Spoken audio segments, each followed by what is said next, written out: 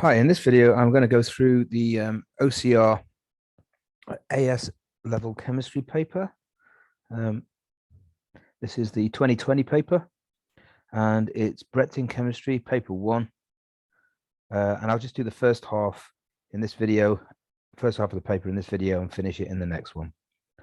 Okay, so the multiple choice section then. Which substance contains polar molecules? So you've got to have a difference in electronegativity. Okay, so that is ethene. It's not polar because carbon and hydrogen have almost the same electronegativity, so there's no partial charges. Now CO2, obviously oxygen has got a big, it's much more electronegative than carbon, so you will have partial charges, but there's no dipole, because that molecule is symmetrical. So this amount of negative charge on this, it's a linear molecule, it's 180 degrees. The amount of charge there, extra charge there, is balanced exactly by that. So it is not polar. SF6 is a similar thing. Fluorine is obviously very electronegative, and it's going to be octahedral, that molecule. There's 6 bonding pairs, no lone pairs. But because that is completely symmetrical, all of those fluorines, yeah, they've all got partial negative charges on them, but they all kind of pulling opposite each other, cancel each other out. So no, it's symmetrical. It's not that. And it is that in nitrogen trichloride, this is the right answer, because it is not symmetrical, because you've got 3 bonding pairs and nitrogen has a lone pair. So it's asymmetrical. So all those chlorines obviously, oh, sorry, the nitrogen is slightly more electronegative than the chlorine.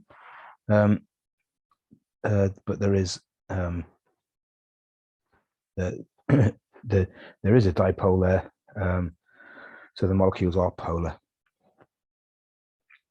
Okay, the formula of silver carbonate, well, you've got to know really the charge on the silver ion is always 1+, and the charge on the carbonate ion is 2-. So that means the formula would have to be Ag2. You'd need 2 of these, wouldn't you, for every carbonate? So it's that one. C is the answer.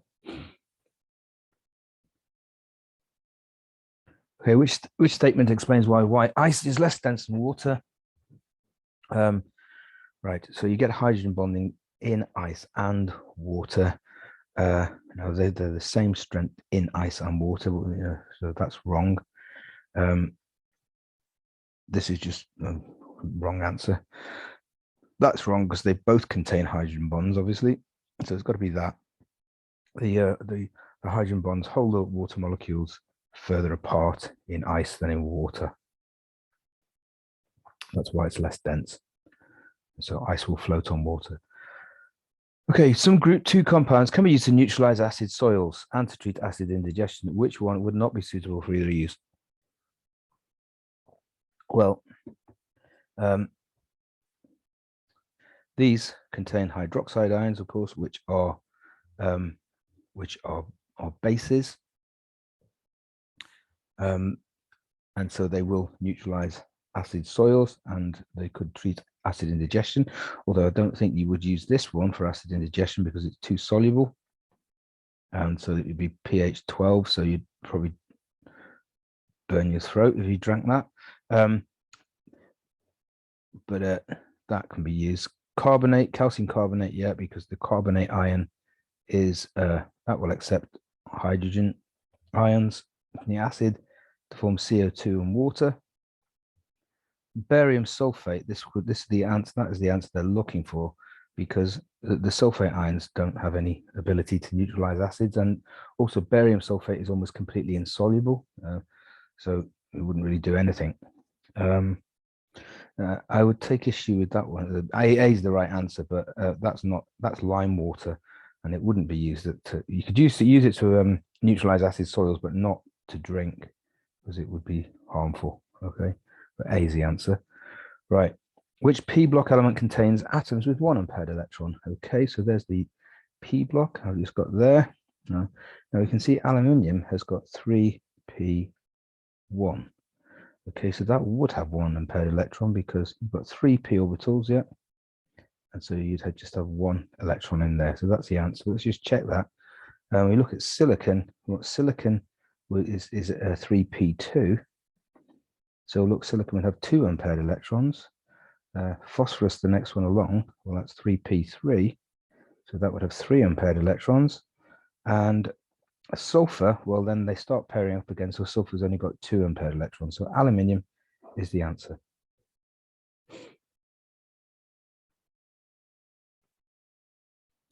The equation for a redox reaction is shown below. Okay, which statement is correct? Now, what we need to do is see which being oxidized and reduced is to assign oxidation numbers. Okay, now we can see that oxygen is in compounds all the time there, and it's not, and oxygen in any of its compounds, except for peroxides, when there's no hydrogen peroxide there, is always got an oxidation number of -2. So oxygen is not oxidized or reduced. So you can forget about, straight away, you can say all of those are wrong. And it must be just C, it must be A, which is right. Let's see why A is right. Well, let's look at the oxidation number of chlorine. If you here, it is +7. Work it out. Here it's -1, and here it's +4, and here it's 0. So you can see some of the some of those there's that one there from +4 to that would have been reduced, whereas this one, the Cl- going up to 0, that's been oxidized. So A is the right answer there.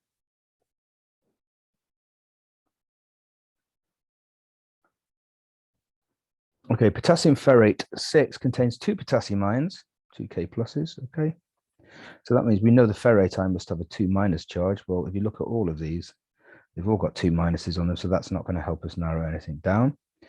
So we need to look at the ferrate 6. Okay, it means the ion must have an oxidation number of +6. Right, so if you sigma oxidation numbers is equal to the charge on the species.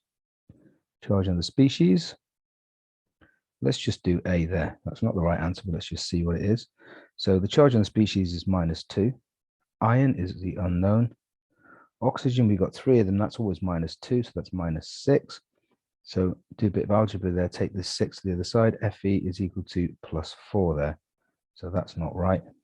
But if you look at that one there, you'll see that the oxidation number of iron is +6 there. Let's just try that one. So charge on the species, -2. Iron, we don't know. Oxygen, each one's -2, so that's -8. So Fe, oxidation number +6. That's the right one. I think there you'd find out that it is a +8, which is impossible. And there it's like +10, that's also impossible. Okay, so B is the right answer. Right, unbalanced equation for the reaction of copper with concentrated nitric acid. Well, you could do this by trial and error, or you could do this one using oxidation numbers. So what I'm going to say there is, look, that copper has got an oxidation number of 0 there, but here it's +2, because in that copper nitrate is present as the copper 2+ ion. Okay, so that one has lost 2 electrons.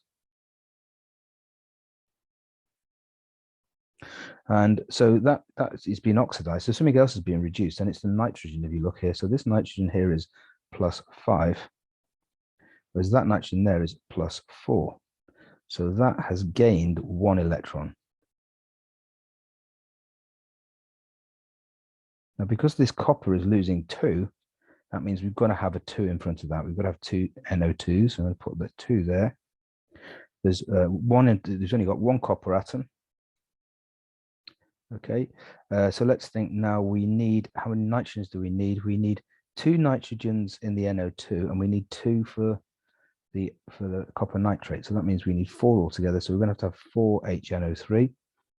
And then if you just balance, so you've got 4 hydrogens in the nitric acid, and in the water we must have 2 waters. Okay, so that is the balanced equation there. So the number of moles of nitric acid that reacts with 1 mole of copper is 4.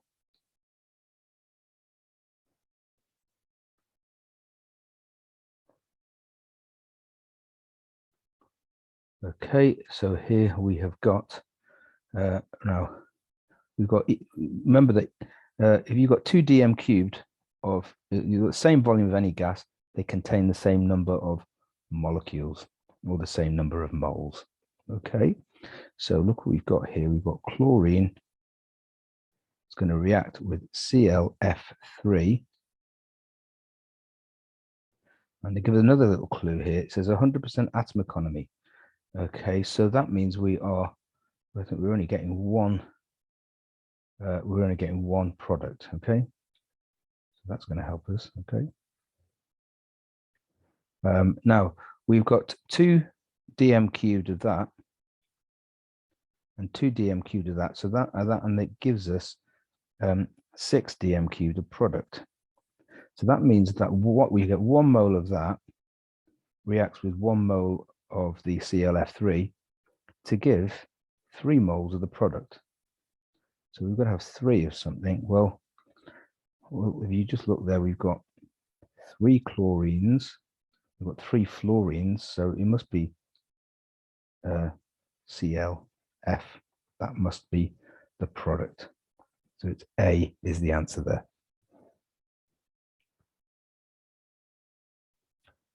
Okay. Which sample contains the greatest number of molecules? Okay, so what we need to know is we need to find the number of moles, don't we? Find moles, and the more moles there are, the more molecules there are.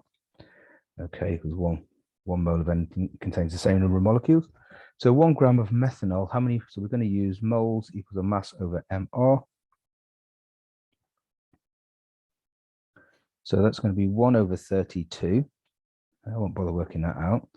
This one is going to be 2 over 46, which is equal to 1 over 23, isn't it? So we've got more moles of B. So B's winning at the moment.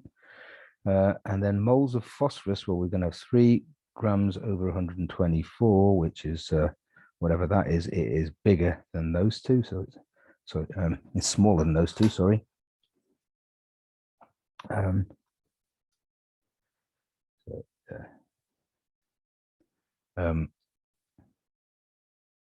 And then we've got 4 over 254, the MR of iodine, yeah? So that's obviously the small. So the biggest one is going to be B. That's the one with the most moles, so it's got the most molecules. Okay, hydrogen and oxygen reactor shown below. So they give us bond entropies, and we have to find out the bond entropy of the OH bond. Okay, so the way I like to do these, first of all, I've written down the equation here, and I've drawn all the molecules out to show the bonds so we don't forget about any bonds. And I like to draw Hess's law. So I'm going to, first of all, I'm going to break that up into the gaseous atoms, so single atoms, not diatomic molecules.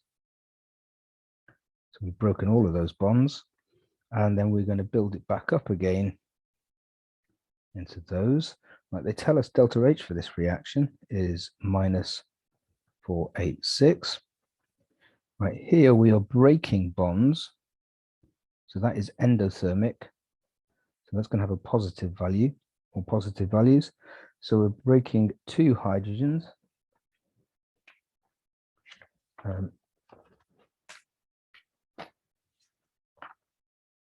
Right, so that's going to be 2 times 436. And we're breaking 1 oxygen, which is 498. So add that lot up together, you get plus 1370 kilojoules. And on this one, well, we're forming 4 OH bonds, and we don't know what they are. So let's call that X. So we've got 4X. And I'm going to give that a minus sign because we are making bonds. So it's going to be endo. Now we just need to use Hess's law. So we know that, look, if you're going the yellow one, delta H, sorry, we've got minus 486. Right, we're going with that green arrow. So that's going to be equal to plus 1370. And then we're going with that red arrow, so that's going to be minus 4x. So do a bit of rearranging there. We get 1856 is equal to minus 4x. Sorry, minus 1856 is equal to minus 4x. So that means x is equal to 464 kilojoules plus. Okay, so C is the correct answer there.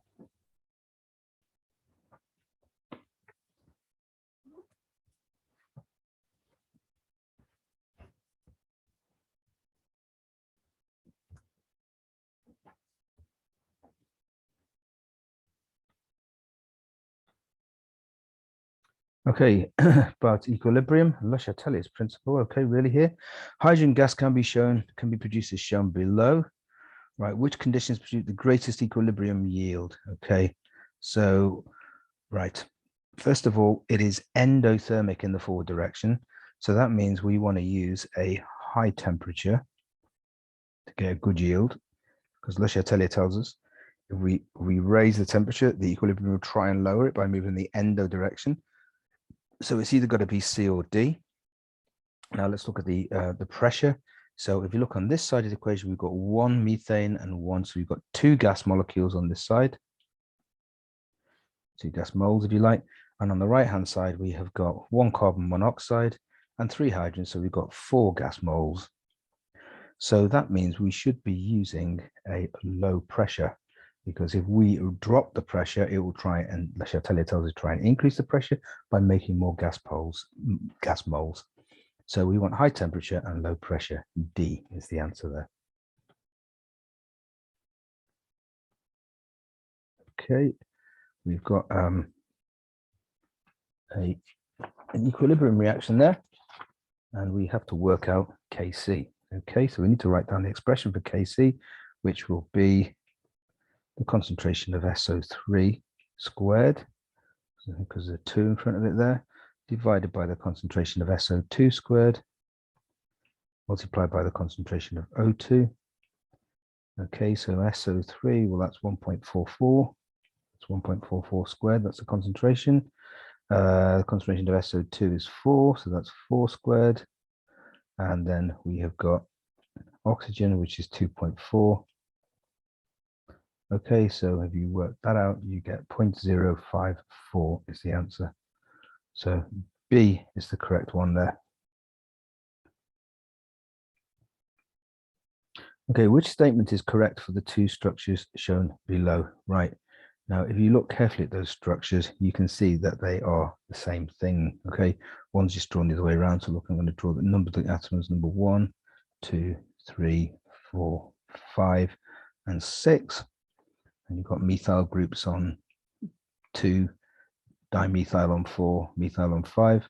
So the number that we're going to have 1, 2, 3, 4, 5, and 6. It's exactly the same thing. So that means they will have the same empirical formula because it's the same molecule. They won't have different molecular masses because it's the same thing. They're not isomers because it is the same thing. And they've obviously got the same functional groups. A is the answer there. Which property explains the low reactivity of alkanes? Okay, right, electron pair repulsion between sigma bonds. Well, that's just rubbish, isn't it? Okay, free rotation of sigma bonds, that's not going to do anything.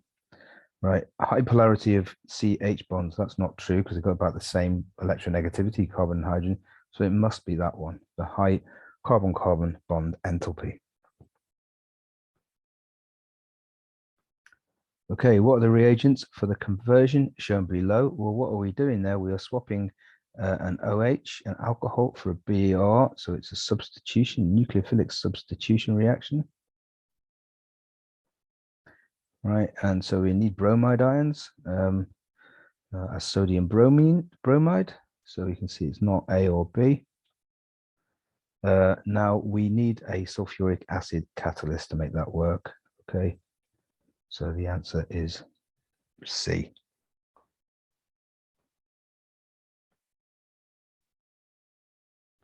Right, this is quite a tricky one. Right, now which compound could react with both potassium dichromate, okay, in an oxidation reaction, and with the sulfuric acid in an elimination reaction? Now I'm First of all, let's look at the oxidation. Now we can only oxidize a primary or secondary alcohol. Right, have we got any tertiary alcohols there? Well, yeah, we've got C is a tertiary alcohol. That carbon to which the hydrogen is attached to 3 others. So it's a tertiary alcohol. So first we can say C is wrong, okay? So now we've got to see which ones can undergo elimination reactions. Right, so now in an elimination reaction, if I draw, you need an alcohol, yeah? And you remove, in the elimination reaction, you remove the OH and you remove the hydrogen from the carbon next door and you form a double bond, okay? That's what happens. But let's see, sometimes you can't eliminate alcohols. Right, let's draw this one. Right, because if the carbon the carbon next door hasn't got any hydrogens because it's got alkyl groups or methyl groups or whatever stuck to it, then you cannot eliminate that. Okay, so you remove the OH, okay, but you cannot remove the hydrogen atom from the carbon next door, or there isn't one. Okay, so if we look at D, we can see here, look, you are going to remove, there's the carbon, okay, you're going to remove the OH, and you want to remove a hydrogen from the one next door. Well, there's the one next door, that green one, because that green one is forming bonds to 4 of the carbon, so there's no hydrogen, so you can't eliminate that one. There's no hydrogens on the green carbon. Let's have a look at B. Well, so here is the OH is attached to that one. Now, can we remove a hydrogen from the carbon next door? Well, let's look at that green carbon. And once again, there's no hydrogens attached to that carbon. It's attached to 3 others already. So you can't do that one, but it has got this other one next door, which I'll color in yellow. But look at that one. That's also forming 4 bonds already, forming a double bond and 2 singles to carbon. So there's no hydrogens attached to that one. So it can't be that one. So it's got to be A. Let's just check A will work. Okay, so we've got A here. You've got, right, there is the carbon to which the OH is attached. And look at the carbon next door. Well, let's draw that red one there. That's got 3 hydrogens attached to it. So yes, you can remove an H from that and you'll form a double bond there, eliminate it. So A, yeah, A can be eliminated. By the way, it can't be eliminated on that side because look at the yellow carbon. That's forming 4 bonds already. There's no hydrogens attached to that one. But it can be eliminated by removing the hydrogen from the red carbon. So yeah, A is the answer there. Okay, this is a question about percentage yield now. Okay, so we look at that.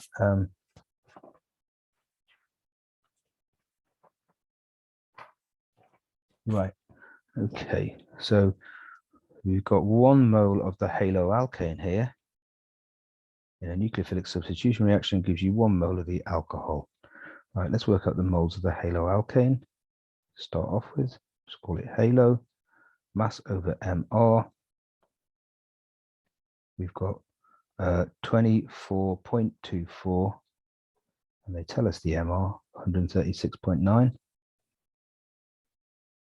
Do that in a calculator, that works out to be 0.177 moles.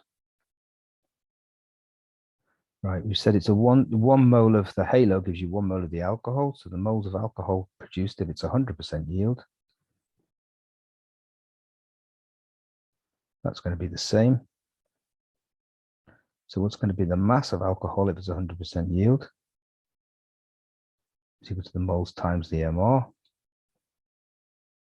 Is equal to 0.177 multiplied by the MR of the alcohol. They tell us is 74.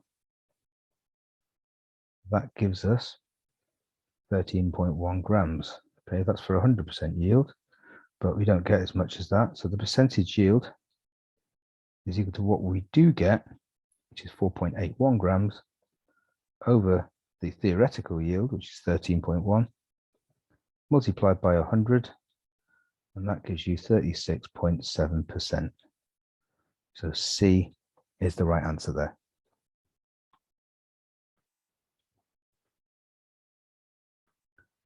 Okay, which row describes a nucleophile? Right, what's a nucleophile? Let's think about nucleophiles. So yeah, a nucleophilic substitution. We have things like OH minus, don't we? It's got a lone pair on the, yeah.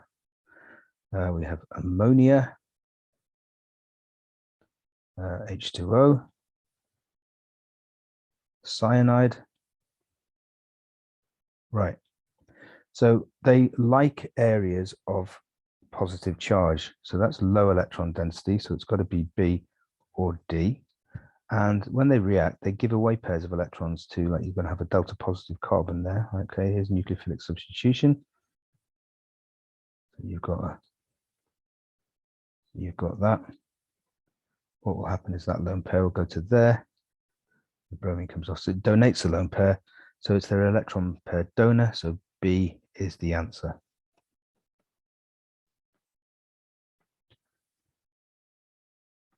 Okay, 20. Mass spectrum of a carboxylic acid contains peaks of MZ 29 and 102. Well, don't forget that MZ is like basically how the mass divided by the charge. The charge is 1, so let's work out the MR.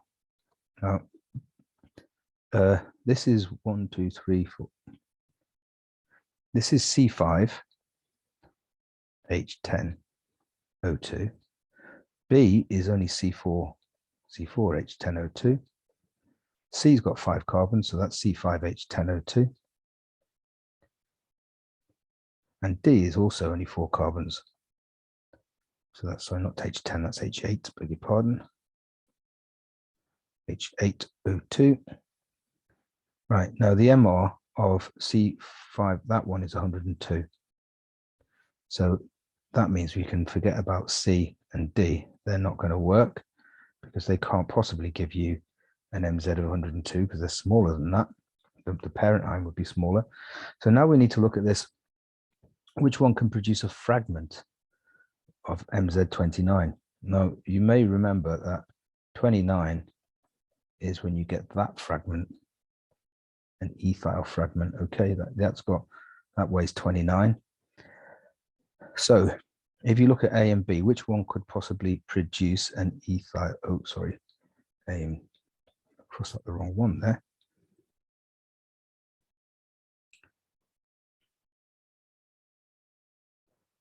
Sorry. Actually, this is the C4. That one's wrong, and that one's, they're both C4. So it's got to be A or C. Now, if you look at C, C has got an ethyl fragment there. Look, there's the first carbon, there's the second one. Yeah, that could fragment. Okay, if you break the bond there with the green, I've just put it, that would give you an ethyl fragment.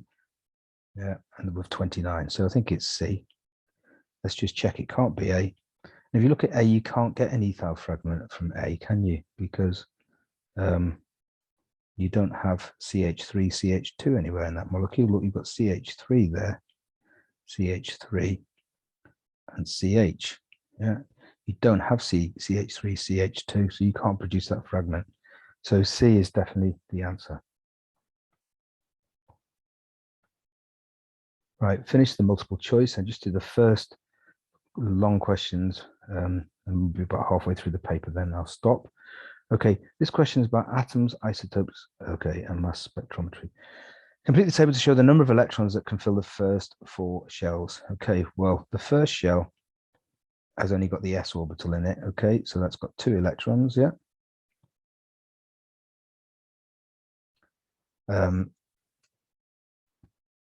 If you go to the second, right, you've got s and you've got p.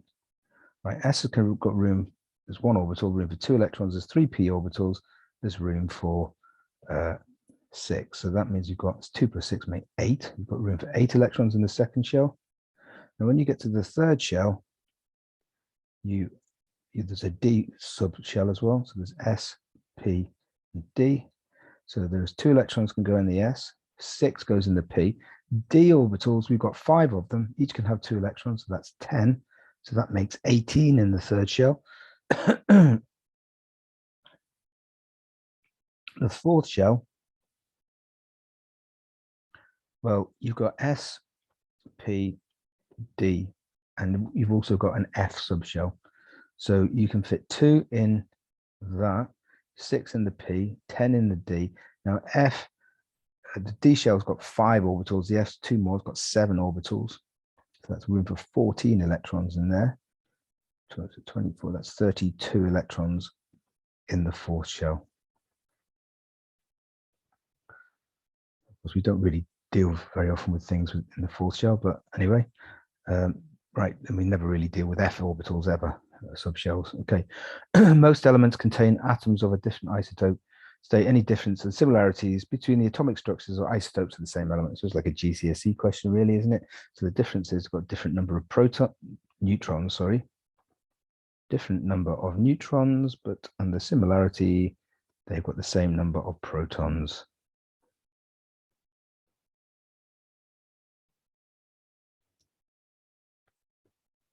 Okay, mass spectrometry can be used to identify the isotopes of chlorine. So they give it quite a high level of accuracy there. And they want us to work out the relative atomic mass of chlorine to 2 decimal places. So you'd say, right, so the relative atomic mass, AR, is equal to the abundance of each isotope multiplied by the mass of each isotope. So the abundance of that one is 75.76%. So that's equal to, as a fraction, that's 0.7576. So we've got 0.7576 multiplied by its mass, which is 35. This one, the abundance, so that's 0.242 in decimals.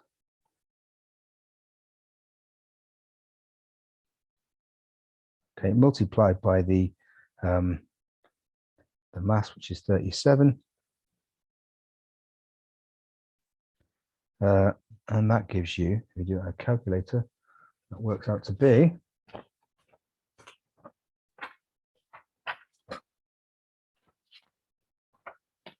35.484. Right, we have to give it to 2 decimal places, so we should make that 35.48. That's our answer.